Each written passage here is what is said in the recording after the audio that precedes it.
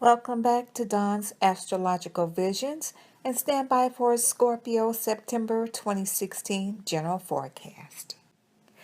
Scorpio, Jupiter has moved into Libra, your 12th house, and you have a guardian angel looking over your shoulder for the next year. Welcome back, Scorpio, Sun sign, rising, and moon sign. The new moon solar eclipse is in the sign Virgo, your 11th house, on the 1st. The 11th house governs friends, social groups, long-term hopes and wishes, and ideals. Here, creative goals are shared in common with a whole group. Changes in friendships, clubs, and affiliations are likely to follow with an eclipse in this house. You can meet new associations and sudden changes may occur. A solar eclipse is like a super new moon, initializing the potential for important changes and transitions to occur in matters signified by the position of the eclipse in your individual horoscope. An eclipse calls individuals to their personal destinies, so when significant changes or karmic connections lie ahead, an eclipse will announce it ahead of time. Sometimes the initial activity stimulated by an eclipse can occur several days prior to the actual eclipse. With Mercury retrograde in Virgo, again your 11th house, you could be giving the usual new moon call for new beginnings a pass. This is a time to catch up with old friends. You could also, on the other hand, withdraw a little from the social scene. It just may be time to be alone and discover or rediscover who you are. Watch out for misunderstandings with friends. You could be discovering who your real friends are. Mercury is retrograde until the 22nd. On the 2nd, there is a stressful configuration involving the Sun in Virgo, your 11th house, Neptune in Pisces, your 5th house, and Saturn in Sagittarius, your 2nd house. The Saturn-Neptune square brings about situations that are limiting, constraining, depressing, or disillusioning. This aspect can also bring about the ending of a significant relationship, a period of confinement, or the dissolution of an important structure in your life. This will affect your second house of income earning power, portable possession and property, and general finances, in your fifth house of love, children, romance, artistic expression, entertainment, sports, and speculation. Secondly, the Sun is squared with Saturn, which brings slowdowns and obstacles. This aspect involves your 11th house of your peer groups, types of organizations you are drawn to join, and how you act in group situations, and again, your second house of finances. This can be a difficult few days, which you confront obstacles, delays, and constructions. You may want to withdraw. You could have a temporary loss of motivation that can be renewed with rest. The best way to deal with this aspect is to keep calm and stay under the radar for the next couple days. On Labor Day week, there is a trine on the 7th between the Sun and Virgo, your 11th house of friends, groups you belong to, and long range goals, and Pluto and Capricorn, your third house of all forms of communications, local travel, siblings, and neighbors. This is a perfect time to successfully manage the details of any project or relationship. You are confident in your personal power and able to mold an image of your choosing. There can be tremendous inner resources and enormous endurance, strength, and staying power.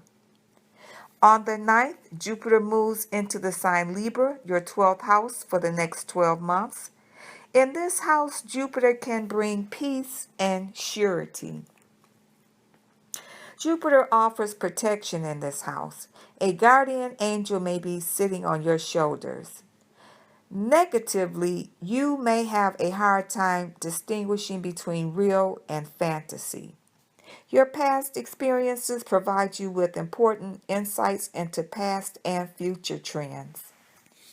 On the 12th, the Sun in Virgo conjoins Mercury in Virgo in your 11th house, and we are asked to look back at past issues during this time. This is a good time to reorganize your workspace, office, or desk, create a calendar or to-do list. Look over your routines. Reconnect with your colleagues and or reflect upon your relationship with them.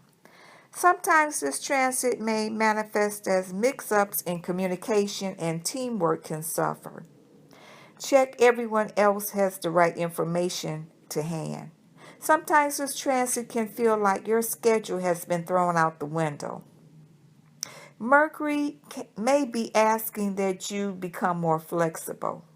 Routines and habits can be an excellent structure to work from. However, they can also make life a little dull, safe, and predictable. On the 16th, the full moon lunar eclipse is in the sign Pisces, your fifth house. Lunar eclipses have a strong emotional breaking out feeling to them. They act as emotional roto-rooters. Once a lunar eclipse hits a key point in your chart, you may experience a major change 3, 6, 9, or 12 months later. These 3-month periods are associated with the new and full moons that either square or oppose original eclipse degrees.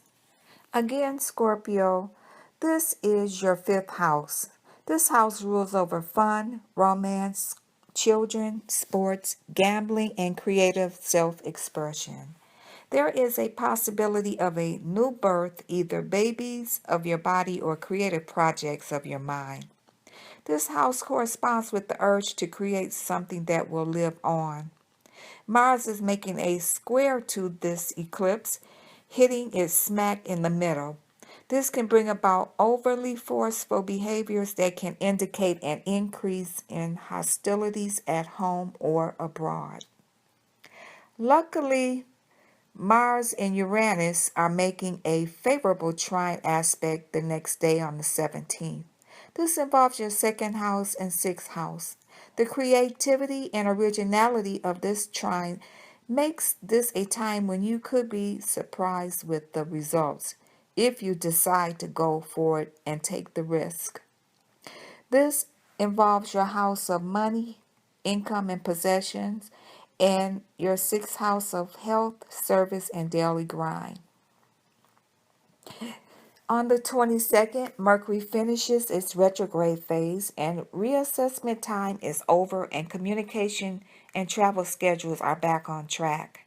Also, the Sun moves into Libra for the next 30 days. This is your 12th house, Scorpio, and it is wise to make time for rest and relaxation. Recharge your batteries. It's a good time to retreat and engage in self-analysis or confront personal limitations.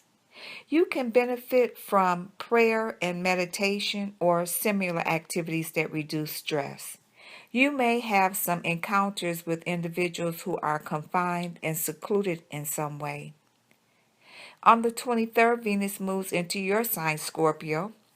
With Venus in your sign or conjoining your sun or first house, you could have personal involvement in social, artistic, and romantic activity. You are happier, friendlier, and more optimistic. You desire to please others and make efforts to increase your personal attractiveness. This aspect lasts until October 17th. On the 26th, Jupiter and the Sun make a conjunction in your 12th house, the sign Libra. And this is the only time this year these two planets will conjoin, and the configuration brings about power and luck. Jupiter in the 12th house can bring about constructive work done for the contribution to worthwhile cultural institutions. The new moon in Libra on the 30th is in your 12th house. Over the next couple of weeks, you could be working out old issues in your life. This ends your personal lunar year. The 12th house is the house of the supernatural and rules the subconscious realm. This is an excellent time for healing and any type of therapy. Use this time for spiritual or meditative practices. The 12th house also represents letting go, research and investigation, psychic realm, and imagination. Scorpio, your lucky days of the month are the 5th, 6th, 15th, 16th, 23rd, and 24th. This completes your general forecast for September 2016. Thank you for returning, liking, and subscribing to Dawn's Astrological Vision. Scorpio, have a wonderful month, and I'll talk to you in October. Bye.